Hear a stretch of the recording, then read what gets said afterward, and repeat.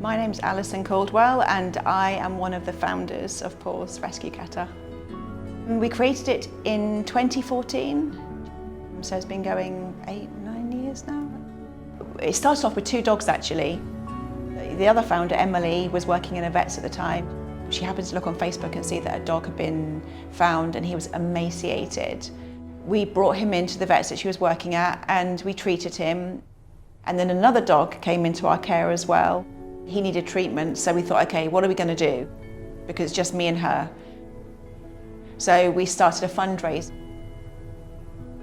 So we started keeping more and more animals at the vets and it became too big. So we moved to another facility to start looking after them and we got more volunteers on board, and that's kind of how it kind of organically happened really. And there's such a need for it in Ketta. There's so many animals on the streets, you can't help but see them everywhere. Our job was never done really, so that's why we're still here. We have 3 animal handlers that work here.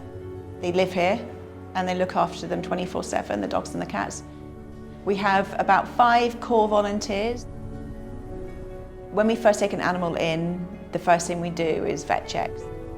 A lot of the ones that have suffered trauma, they have their x-rays and ultrasounds and things like that and blood work. So they go through a treatment plan with us. We take the advice from the vets and they just work with them to get them better, to a point where we can vaccinate them and then start advertising them for homes. We can't take them all in.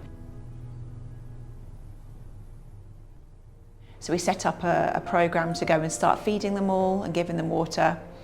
And then more come out of the woodwork, and like behind a house you find another colony. And then we work on a programme to neuter them all and vaccinate them and microchip. And when we neuter them, we ear tag them as well to identify that they're done.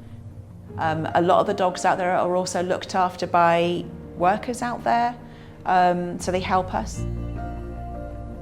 They love being in foster homes, and it's great before they travel to new homes to put them into foster homes, because then we get to know their personalities, what they're like on a leash, with other dogs, with other cats, you know, how they, all their characteristics.